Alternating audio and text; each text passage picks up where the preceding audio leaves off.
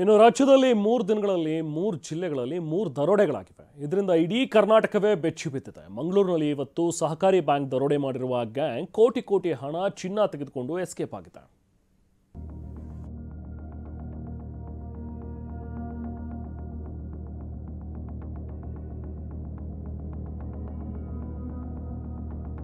ಇಬ್ರು ಚೀಲ ಎತ್ಕೊಂಡು ಬಂದ್ರು. ಅವರ ಹಿಂದೆ 4 ನೋಡಿ ಇದೇ ಕಾರಿನಲ್ಲಿ ದರೋಡೆಕೋರರು ಪರಾರಿಯಾಗ್ತಾರೆ. ಸಿಸಿಟಿವಿಯ ದೃಶ್ಯ ಬೆಚ್ಚಿ ಬೀಳಿಸುವಂತಿದೆ. ರಾಜ್ಯದಲ್ಲಿ ಸಾಲು ದರೋಡೆ ಆಗ್ತಿವೆ. ಬ್ಯಾಂಕ್ಗಳನ್ನೇ ದರೋಡೆಕೋರರು ಟಾರ್ಗೆಟ್ ಮಾಡ್ತಿದ್ದಾರೆ. ಇವತ್ತು ದಕ್ಷಿಣ ಕನ್ನಡದ ಉಳ್ಳಾಲ ತಾಲೂಕಿನ ಕೆಸಿ ರೋಡ್ನಲ್ಲಿರುವ ಇದೇ ಬ್ಯಾಂಕ್ಗೆ ಫಿಯಟ್ ಕಾರ್ನಲ್ಲಿ ಎಂಟ್ರಿ 6 ಮುಸುಕುದಾರಿಗಳು ಎಂಟ್ರಿ ಕೊಟ್ಟಿದ್ರು. ಹಾಡ ಹಗಲೇ ತಲ್ವಾರ್ ಬಂದೂಕು ತೋರಿಸಿ ಬೆದರಿಸಿ ನಗ ನಾಣ್ಯ ಚಿನ್ನಾಭರಣಗಳನ್ನ ದೋಚಿದ್ದಾರೆ. ಕಣ್ಣುಮುಚ್ಚಿ ಕಣ್ಣು ತೆರೆಯೋದ್ರೊಳಗೆ ಮುಸುಕುಧಾರಿಗಳು ಕೆಲಸ ಮುಗಿಸಿಕೊಂಡು ಮತ್ತೆ ತಮ್ಮದೇ ಫಿಯಟ್ ಕಾರ್ನಲ್ಲಿ ಮಂಗಳೂರಿನ ಕಡೆ ಪರಾರಿಯಾಗ್ತಾರೆ. ಉಳ್ಳಾಲ ಪೊಲೀಸರು ಶ್ವಾನದಳ ದೌಡು. ಸಹಕಾರಿ ಬ್ಯಾಂಕ್ನಲ್ಲಿ 12 ಕೋಟಿ ದರೋಡೆ. ಜಸ್ಟ್ 17 ಸೆಕೆಂಡ್ಸ್ ಅಷ್ಟೇ 4-5 ಚೀಲದಲ್ಲಿ ಡಕಾಯಿತರು ಹಣ ತುಂಬಿಕೊಂಡಿದ್ದಾರೆ. ಪಕ್ಕಾ ಪ್ಲಾನ್ ಮಾಡಿ ಈ ಸಹಕಾರಿ ಬ್ಯಾಂಕ್ಗೆ ದಾಳಿ ಇಟ್ಟಿದೆ. ಮಂಗಳೂರಿನಲ್ಲಿ ಸಿಎಂ ಸಿದ್ದರಾಮಯ್ಯ ಕಾರ್ಯಕ್ರಮ ಹಿನ್ನೆಲೆ ಇಡೀ ಪೊಲೀಸ್ ಪಡೆಯೇ ಅಲ್ಲಿತ್ತು. ಇದನ್ನೆಲ್ಲ ಗಮನಿಸಿಯೇ ಗ್ಯಾಂಗ್ ಕಾರ್ಯಪ್ರವೃತ್ತವಾಗಿದೆ. ಸ್ಥಳಕ್ಕೆ ಧಾವಿಸಿದ ಉಳ್ಳಾಲ ಪೊಲೀಸರು ಮತ್ತು ಶ್ವಾನದಳ ಸಿಬ್ಬಂದಿಗೆ ಶಾಕ್ ಆಗಿದೆ. ಯಾಕಂದ್ರೆ ಚಿನ್ನಾಭರಣವು ಸೇರಿ ದೋಚಿದ್ದು ಬರೋಬ್ಬರಿ 12 ಕೋಟಿ ರೂಪಾಯಿ.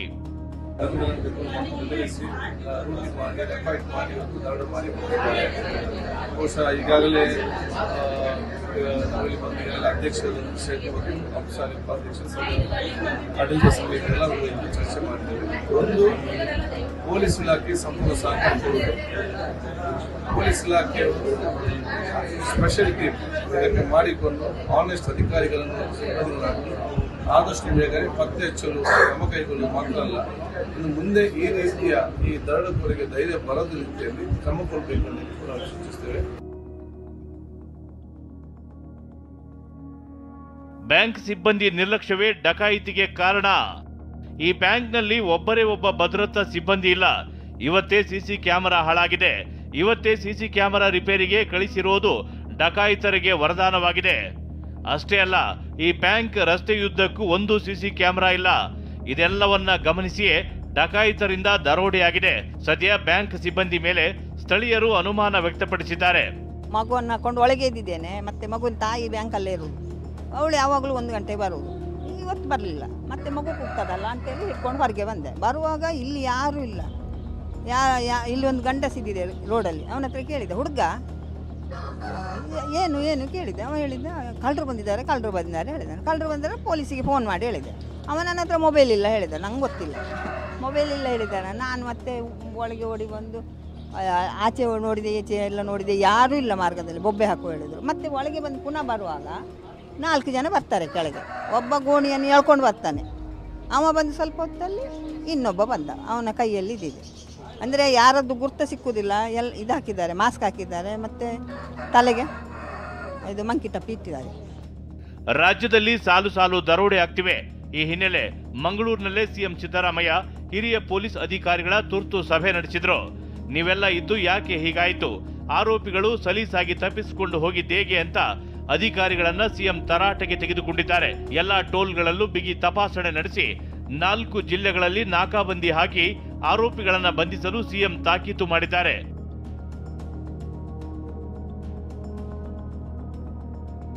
ಸಿಎಂ ಪಾಲ್ಗೊಂಡಿದ್ದ ಮಂಗಳೂರಿನ ಬಳಿಯೇ ದೊಡ್ಡ ದರೋಡೆಯಾಗಿದೆ.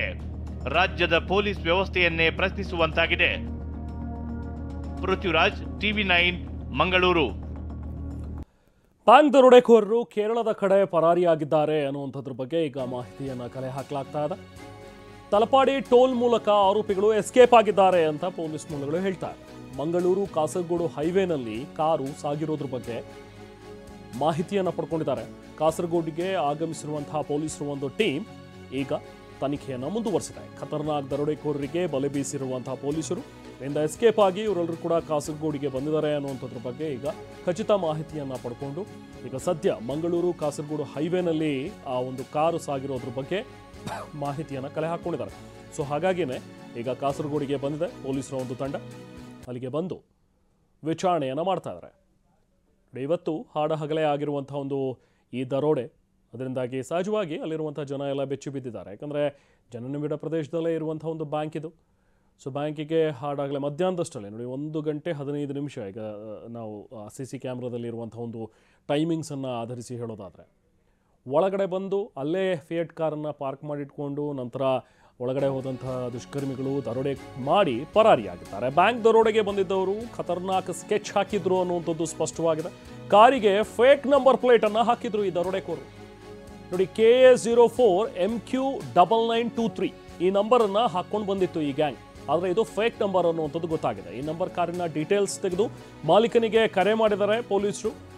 ಪೊಲೀಸ್ ಕರೆ ಮಾಡ್ತಾ ಇದ್ದಂತೆ ಅಸಲಿ ಕಾರಿನ ಮಾಲೀಕ ಶಾಕ್ ಆಗಿಬಿಟ್ಟಿದ್ದಾನೆ. ಯಾರದ್ದೋ ನಂಬರ್ ಹಾಕ್ಕೊಂಡು ಇವರು ಇನ್ಯಾವುದೋ ಕಾರನ್ನು ಓಡಿಸ್ಕೊಂಡು ಬಂದಿದ್ದಾರೆ ಅನ್ನುವಂಥದ್ದು ಇಲ್ಲಿ ಸ್ಪಷ್ಟ. ತಲಪಾಡಿ ಟೋಲ್ ದಾಟಿ ಹೋಗಿದ್ದಾರೆ ಈಗ ದರೋಡೆಕೋರರು ಅಂತ ಹೇಳಿ ಗೊತ್ತಾಗಿದೆ. ಸೊ ಮಂಗಳೂರು ಕಾಸರಗೋಡು ಹೈವೇ ಮೂಲಕ ಪಾಸ್ ಆಗಿರೋದ್ರ ಬಗ್ಗೆ ಟೋಲ್ನಲ್ಲಿ 150 ರೂಪಾಯಿ ಕೊಟ್ಟು ರಶೀತಿ ಕೂಡ ಪಡ್ಕೊಂಡಿದ್ದಾರೆ ಈ ರಾಬರ್ಸ್. ಟೋಲ್ ಕಟ್ಟಿ ಹೋಗಿದ್ದಾರೆ. ನಂಬರ್ ಪ್ಲೇಟ್ ನಕಲಿ ಆಗಿದ್ದಕ್ಕೆ ಫಾಸ್ಟ್ಯಾಗ್ ಇರಲಿಲ್ಲ ಆಫ್ಕೋರ್ಸ್. ಸೊ ಕಾಸರಗೋಡು ಕಡೆ ಈಗ ಪೊಲೀಸರ 2 ಟೀಮಿಗೆ ಹೋಗಿದೆ.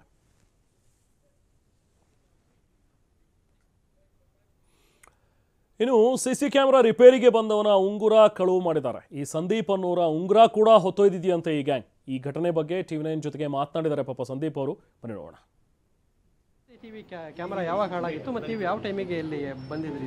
ನಿನ್ನೆ ಹಾಳಾಗಿತ್ತು, ಅದಕ್ಕೆ ಕಾಲ್ ಮಾಡಿದ್ದಕ್ಕೆ ಇವತ್ತು 12:45 ಬಂದಿದ್ದೆ ಸರ್ವಿಸ್ ಮಾಡಬೇಕಂತ. ಅದಕ್ಕೆ ಲಾಕರ್ ಇದಾದ ಹಾಳಾಗಿತ್ತು ಮತ್ತು ಕ್ಯಾಮರಾ ಬ್ಲರ್ ಆಗಿ ಕಾಣ್ತಿತ್ತು. ಅದಕ್ಕಾಗಿ ನಾನು ಅದನ್ನು ಕಟ್ ಮಾಡಿ ಹೊಸ BNC ಹಾಕಬೇಕು ಅಂತ ಅಷ್ಟರಲ್ಲಿ ದರೋಡೆಕೋರರು ಬಂದು ಅಟ್ಯಾಕ್ ಮಾಡಿದರು. ಬಂದ ತಕ್ಷಣ ಏನು ಮಾಡಿದರು, ನಿಮಗೇನು ಹೇಳಿದರು? ಎಲ್ಲರನ್ನು ಉದರ್ ಜಾಕೆ ಬೈಟು ಅಂತ ಹೇಳಿ ಮಚ್ಚಲ್ಲಿ ಹೆದರಿಸಿ ಏನಾದರೆ ನಾವು ಎಲ್ಲ ಹೆದರಿ ಗೊಬ್ಬೆ ಹೊಡೆಯುವಾಗ ಏನಾದರೂ ಗೊಬ್ಬೆ ಹೊಡೆದ್ರೆ ನಿಮ್ಮನ್ನು ಮಚ್ಚಿಂದ ಕಡಿತೇನೆ ಅಂತ ಹೇಳಿ ತೋರಿಸಿದ್ರು. ಮತ್ತು ಪಿಸ್ತೂಲನ್ನು ತೋರಿಸಿದ್ರು. ಮತ್ತು ನಾನು ಅಷ್ಟರಲ್ಲಿ ಅವರಿಗೆ ಸರ್ ಅಂತ ಹೀಗೆ ಮಾಡುವಾಗ ನನ್ನ ಕೈಯಲ್ಲಿದ್ದ ವಜ್ರದ ಉಂಗುರ ನೋಡಿದರು. ಅದನ್ನು ತೆಗೆದುಕೊಳ್ಳಿಕ್ಕೆ ಹೇಳಿದರು. ನಾನು ಇದು ಮಾಡಿದೆ ಸ್ವಲ್ಪ ಅವರ ಹೀಗೆ ಪುನಃ ಸಹ ಕೈ ಜೋಡಿಸಿ ನಿಲ್ಲಿಸಿದ್ರು. ನನ್ನ ಕೈ ನೋಡಿ ಪಾಸಿಬಲ್ ಆಗಿ ಎಳೆದು ತೆಗೆದ್ರು. ಅಷ್ಟರಲ್ಲಿ ಮೇಡಮ್ ಹತ್ರ ಇವರ ಹತ್ರ ಲಾಕರ್ ನನ್ನ ಹತ್ರ ಹೇಳಿದರು, ಲಾಕರ್ ಫಾರ್ಮ್ ನಾನು ಇವರ ಹತ್ರ ಹೇಳಿದೆ, ಮ್ಯಾನೇಜರ್ ಹತ್ರ ಹೀಗೆ ಮಾಡ್ತಿದ್ದೆ. ಅಷ್ಟರಲ್ಲಿ ಅವರು ಹೇಳಿದರು ಈಗ ಜಸ್ಟ್ ತಾನೆ ಅಲ್ಲಿ ಹೋಗಿ ಇದು ಮಾಡಿ ಅಂತ ಹೇಳಿದರು ಅಷ್ಟೇ. ನೀವು ಇಲ್ಲಿ ರೆಗ್ಯುಲರ್ CCTV ವರ್ಕ್ ಮಾಡ್ಕೊಡ್ತೀರಾ? ಮತ್ತು ಅವರು ಬರೋವರೆಗೂ ಕೂಡ ಈಗ CC ಕ್ಯಾಮ್ರಾ ಆನ್ ಆಗಿತ್ತಾ ಇಲ್ಲ ಹೇಗಾಯ್ತು? ಯಾವ ರೆಕಾರ್ಡ್ ಆಗಿದೆ? ಅವ್ರು ಬರೋದನ್ನ ಇಲ್ಲ, ಅದು ಕಟ್ ಇದಾಗಿತ್ತು, ಆಫ್ ಆಗಿತ್ತು ಬರುವಾಗ. ಅದಕ್ಕಿಂತ ಮೊದಲು ರೆಕಾರ್ಡ್ ಆಗ್ತಾ ಇತ್ತು? ಹೌದು, ರೆಕಾರ್ಡ್ ಆಗ್ತಿತ್ತು. ಅದಂದರೆ ಬ್ಲರ್ ಆಗಿ ಬರ್ತಾಯಿತ್ತು. ಅದನ್ನಾಗಿ ತೆಗೆದು BNC ಹಾಕಿ ಇದು ಮಾಡಿತ್ತು. ಸೊ ಇವಾಗ ನಿಮಗೆ ಯಾರು CC ಕ್ಯಾಮ್ರಾ ರೆಡಿ ಮಾಡೋಕ್ಕೆ ಹೇಳಿದ್ದು ಬ್ಯಾಂಕಲ್ಲಿ? ಮ್ಯಾನೇಜರ್ ಫೋನ್ ಮಾಡಿದರು ರೆಡಿ ಮಾಡಲಿಕ್ಕೆ. ಅದಕ್ಕೆ ನಿನ್ನೆ ಬಂದಿದ್ದೆ, ಅದಕ್ಕೆ ಲೇಟ್ ಆಯಿತು, ಇವತ್ತು ಬನ್ನಿ ಅಂತ ಹೇಳಿದ್ರು. ಅದಕ್ಕೆ ಇವತ್ತು ಬಂದಿದ್ದೆ. ಎಷ್ಟೊತ್ತಿಗೆ ಬಂದಿದ್ರಿ? ಇನ್ನೊಂದು 5 o'clock ಬಂದಿದ್ದೆ. 5:30 ಆಗುವಾಗ ಬಂದು 5:15 ಆಗುವಾಗ. ನಿನ್ನೆ ಬೇಡ ಇವತ್ತು ಬನ್ನಿ ಅಂತ ಅವರೇ ಹೇಳಿದ್ರು. ಅಂದರೆ ಅದು ಲಾಕರು ಇದು ಮಾಡಿದ್ರು, ಲಾಕರ್ ಇದೇ ಹಾಳಾಗಿತ್ತು. ಇವತ್ತು ಇಷ್ಟು ಟೈಮಿಗೆ ಬರೋದಕ್ಕೆ ಏನಾರು ಹೇಳಿದ್ರೆ? ಏನಿಲ್ಲ, ನಾನು ಅಂದರೆ ಈ ಸೈಡ್ ಹೋಗೋ ಇದ್ದಿತ್ತು, ಆ ಕಾರಣಕ್ಕೆ ನಾನು ಈಗ ಬಂದಿದ್ದೆ ಅಷ್ಟೇ. ಇನ್ನು ಈ ಬ್ಯಾಂಕ್ನ ಮುಂಭಾಗದಲ್ಲಿರುವಂತಹ ಮನೆಯಲ್ಲಿ ಒಬ್ಬರು ಉಷಾ ಅನ್ನೋರಿದ್ರು. ಅವರು ಕೂಡ TV9 ಜೊತೆಗೆ ಮಾತನಾಡಿದ್ದಾರೆ. ಮಗನಿಗೆ ಹೇಳಿ ನಾನೇ ಪೊಲೀಸರಿಗೆ ದೂರು ಕೊಡಿಸಿದೆ ಅಂಥೇಳಿ ಮಂಗಳೂರು ಬ್ಯಾಂಕ್ ರಾಬರಿಯ ಪ್ರತ್ಯಕ್ಷದರ್ಶಿ ಉಷಾ ಅನ್ನೋರು TV9 ಜೊತೆಗೆ ಮಾತನಾಡ್ತಾ ಹಂಚ್ಕೊಂಡಿದ್ದಾರೆ.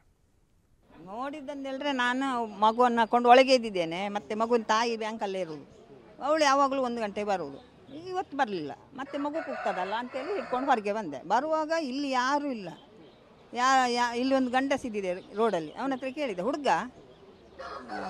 ಏನು ಕೇಳಿದೆ. ಅವ ಹೇಳಿದ್ದ ಕಳ್ಳರು ಬಂದಿದ್ದಾರೆ ಹೇಳಿದ್ದಾನೆ. ಕಳ್ಳರು ಬಂದರೆ ಪೊಲೀಸಿಗೆ ಫೋನ್ ಮಾಡಿ ಹೇಳಿದೆ. ಅವ ನನ್ನ ಹತ್ರ ಮೊಬೈಲ್ ಇಲ್ಲ ಹೇಳಿದ. ನಂಗೆ ಗೊತ್ತಿಲ್ಲ ಮೊಬೈಲ್ ಇಲ್ಲ ಹೇಳಿದ್ದಾನೆ. ನಾನು ಮತ್ತೆ ಒಳಗೆ ಓಡಿ ಬಂದು ಆಚೆ ನೋಡಿದೆ, ಈಚೆ ಎಲ್ಲ ನೋಡಿದೆ, ಯಾರೂ ಇಲ್ಲ ಮಾರ್ಗದಲ್ಲಿ. ಬೊಬ್ಬೆ ಹಾಕುವ ಹೇಳಿದರು. ಮತ್ತು ಒಳಗೆ ಬಂದು ಪುನಃ ಬರುವಾಗ 4 ಜನ ಬರ್ತಾರೆ ಕೆಳಗೆ. ಒಬ್ಬ ಗೋಣಿಯನ್ನು ಎಳ್ಕೊಂಡು ಬರ್ತಾನೆ. ಅವ ಬಂದು ಸ್ವಲ್ಪ ಹೊತ್ತಲ್ಲಿ ಇನ್ನೊಬ್ಬ ಬಂದ. ಅವನ ಕೈಯಲ್ಲಿ ಇದಿದೆ. ಅಂದರೆ ಯಾರದ್ದು ಗುರ್ತು ಸಿಕ್ಕುವುದಿಲ್ಲ. ಇದು ಹಾಕಿದ್ದಾರೆ, ಮಾಸ್ಕ್ ಹಾಕಿದ್ದಾರೆ, ಮತ್ತು ತಲೆಗೆ ಇದು ಮಂಕಿ ಟಪ್ಪಿ ಇಟ್ಟಿದ್ದಾರೆ. ಯಾವ ಕಲರ್ ಬಟ್ಟೆ ಹಾಕಿದ್ರು? ಬಟ್ಟೆ ಬಿಳಿ ಉಂಟು, ಕಲ್ಲರ್ ಉಂಟು, ನೀಲಿ ಉಂಟು. ಕಾರು ಕೂಡ ನೀಲಿ, ಕಪ್ಪು ಕಾರು ನೀಲಿ. ಹೋಗಿದ್ದು ನೋಡಿದ್ದು ಅಷ್ಟೇ, ಕಾರ್ ಈಚೆ ಹೋಯ್ತು. ನನಗೆ ಅವರು ನನ್ನನ್ನು ನೋಡಿ ನನಗೇನಾದರೂ ಮಾಡಿದರೆ ನನಗೆ ಹೆದರಿಕೆ ಆಗೋದಿಲ್ಲ. ನಾನು ದೂರನೇ ನಿಂತ್ಕೊಂಡು ಇಲ್ಲೇ ನಿಂತ್ಕೊಂಡು ನೋಡ್ತಿದ್ದೆ ಮನೇಲಿ. ನಿಮ್ಮ ಮನೆ ಎದುರುಗಡೆನೇ ದರೋಡೆ ಆಗಿದೆ, ಏನು ಅನಿಸ್ತಾ ಇದೆ ನಿಮಗೆ? ಭಯ ವಾತಾವರಣ ಇದೆಯಾ? ಭಯ ಆಗ್ತದೆ. ಇನ್ನು ಹೇಗೆ ಇರುವುದು ನಾವು ಅಂತೇಳಿ, ಇಲ್ಲಿ ಇಷ್ಟು ಎದುರಲ್ಲಿ ಹಗಲಲ್ಲೇ ಹೀಗೆ ಆಗುವಾಗ ಹೇಗೆ ಇರಬೇಕು? ನಿಮ್ಮ ಮಗಳು ಏನು ಕೆಲಸ ಮಾಡೋದಲ್ಲಿ? ಮಗಳಲ್ಲ, ಸೊಸೆ. ಬ್ಯಾಂಕಲ್ಲೇ, ಕೋಟೆಗಾರ ಬ್ಯಾಂಕಲ್ಲೇ ಕ್ಲಾರ್ಕ್ ಆಗಿದ್ದಾಳೆ. ಕ್ಲಾರ್ಕ ಸೊಸೆ? ಹೌದು. ಸೊ ಇವಾಗ ಅಲ್ಲಿ ನಿಮ್ದೇನಾದ್ರು, ನೀವು ಗ್ರಾಹಕರ ಅಲ್ಲಿಗೆ ಏನಾದರೂ ಹಣ ಚಿನ್ನ ಏನಾದ್ರು ಇಟ್ಟಿದ್ರಾ? ಇಟ್ಟಿದ್ದೇವೆ, ಬಂಗಾರ ಕೂಡ ಇಟ್ಟಿದ್ದೇವೆ. ಎಷ್ಟು ಇಟ್ಟಿದ್ರಿ? ಒಂದು ಸ್ವಲ್ಪ ಇದ್ದಿತ್ತು, ಇಟ್ಟಿದ್ದೇವೆ.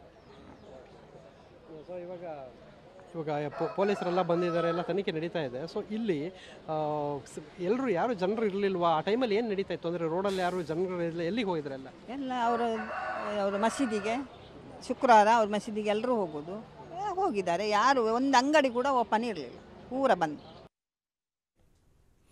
ಇನ್ನು ದರೋಡೆಕೋರರನ್ನ ಕೂಡಲೇ ಪತ್ತೆ ಹಚ್ಚೋದಕ್ಕೆ ಸಿಎಂ ಸೂಚನೆ ಕೊಟ್ಟಿದ್ದಾರೆ ಅಂತ ಹೇಳಿ TV9 ಜೊತೆಗೆ ಮಾತನಾಡ್ತಾ ಕಾಂಗ್ರೆಸ್ MLC ಐವನ್ ಡಿಸೋಜಾ ಪ್ರತಿಕ್ರಿಯೆ ನೀಡಿದ್ದಾರೆ. ದರೋಡೆ ಕೇಸ್ಗೆ ಸಂಬಂಧಪಟ್ಟಂತೆ ಅಧಿಕಾರಿಗಳನ್ನು ಕರೆಸಿ ಚರ್ಚೆ ಮಾಡಿದ್ರು ಸಿಎಂ. ಹಗಲೇ ದರೋಡೆ ಆಗಿರೋದ್ರಿಂದ ಪೊಲೀಸರು ಯಾಕಿರಬೇಕು, ಪೊಲೀಸರು ಯಾಕಿದ್ದಾರೆ ಇಲ್ಲಿ, ಏನು ಮಾಡ್ತಾ ಇದ್ದಾರೆ ಅಂತಲೂ ಕೂಡ ಸಿದ್ದರಾಮಯ್ಯ ಖಾರವಾಗಿ ಪ್ರಶ್ನೆ ಮಾಡಿದ್ರು. ಕ್ಲಾಸ್ ತಗೊಂಡಿದ್ದಾರೆ ಅನ್ನುವಂಥದ್ದು ಮಾತುಗಳನ್ನು ಐವನ್ ಡಿಸೋಜಾ ಹೇಳಿದ್ದಾರೆ. ಪೊಲೀಸರ ಕೆಲಸ ಏನು, ನೀವು ಯಾಕೆ ಜಾಗರೂಕರಾಗಿ ಇರಲ್ಲ, ಇದರಿಂದ ಸರ್ಕಾರಕ್ಕೆ ಏನು ಉತ್ತರ ಕೊಡೋದಕ್ಕಾಗುತ್ತೆ, ದರೋಡೆಕೋರರನ್ನ ಕೂಡಲೇ ಪತ್ತೆ ಹಚ್ಚಿ ಅಂತೇಳಿ ಸಿಎಂ ಸೂಚನೆ ಕೊಟ್ಟಿದ್ದಾರೆ ಅಂತೇಳಿ ಮಂಗಳೂರಿನಲ್ಲಿ TV9ಗೆ MLC ಐವನ್ ಡಿಸೋಜಾ ಮಾತಾಡಿದ್ದಾರೆ. ಇವತ್ತೊಂದು ದರೋಡೆ ಪ್ರಕರಣ ಕೂಡ ಆಗಿದೆ, ಅದಕ್ಕೆ ಅಧಿಕಾರಿಗಳನ್ನು ಕರೆಸಿ ಮಾತಾಡಿದ್ದಾರೆ. ಮತ್ತು ಇಂಥ ಪ್ರಕರಣದ ಬಗ್ಗೆ ಭಾಳ ಜಾಗರೂಕತೆ ಇರಬೇಕು, ಹಗಲಿಗೆ ಇಂಥ ದರೋಡೆಗಳಾಗೋದಾದರೆ ಪೊಲೀಸ್ಗಳು ಯಾಕಿರಬೇಕು ಅಂತ ಕೇಳಿದ್ದಾರೆ. ಮತ್ತು ಪೊಲೀಸರ ಕೆಲಸ ಏನು, ನೀವು ಯಾಕೆ ಜಾಗೃತರಾಗಿರೋದಿಲ್ಲ, ಇದರಿಂದ ಸರ್ಕಾರಕ್ಕೆ ಏನು ಉತ್ತರ ಕೊಡಲಿಕ್ಕಾಗುತ್ತದೆ, ಅದನ್ನು ಕೂಡಲೇ ಪತ್ತೆ ಹಚ್ಚಿ ಅಂತೇಳೋ ಮಾತನ್ನು ಹೇಳಿದ್ದಾರೆ. ಅವರು ಕೂಡ ಅದನ್ನು ಈ ರೀತಿಯಲ್ಲಿ ಆಗಿದೆ ಅಂತ ಹೇಳಿದ್ದಾರೆ. ತನಿಖಾ ತಂಡ ರಚನೆ ಮಾಡಿದ್ದೇವೆ, ಈ ಬಗ್ಗೆ ಕೂಡಲೇ ತನಿಖೆ ಮಾಡಿ ನಾವು ಸ್ಪೀಡಪ್ ಮಾಡ್ತೀವಿ ಮತ್ತು ಆರೋಪಿಗಳನ್ನು ಪತ್ತೆ ಹಚ್ತೇವೆ ಅಂತ ಮಾತನ್ನು ಹೇಳಿದ್ದಾರೆ. ಬಹುಶಃ ಇದು ಒಂದು ಗಂಭೀರವಾಗಿರ್ತಕ್ಕಂಥ ವಿಚಾರ, ಹಾಗಾಗಿ ನಾವು ಕೂಡ ಇದನ್ನು ಆದಷ್ಟು ಬೇಗ ಪತ್ತೆ ಹಚ್ಚಬೇಕು, ಪೊಲೀಸ್ ಕೆಲಸ ಮಾಡಬೇಕು ಅಂತ ಹೇಳಿದ್ದೇವೆ, ಮಾಡ್ತೇನೆ ಅಂತ ಹೇಳಿದ್ದಾರೆ. ಇವತ್ತೊಂದು ದರೋಡೆ ಪ್ರಕರಣ ಕೂಡ ಆಗಿದೆ, ಅದಕ್ಕೆ ಅಧಿಕಾರಿಗಳನ್ನು ಕರೆಸಿ ಮಾತಾಡಿದ್ದಾರೆ. ಮತ್ತು ಇಂಥ ಪ್ರಕರಣದ ಬಗ್ಗೆ ಭಾಳ ಜಾಗರೂಕತೆ ಇರಬೇಕು, ಹಗಲಿಗೆ ಇಂಥ ದರೋಡೆಗಳಾಗೋದಾದರೆ ಪೊಲೀಸ್ಗಳು ಯಾಕಿರಬೇಕು ಅಂತ ಕೇಳಿದ್ದಾರೆ.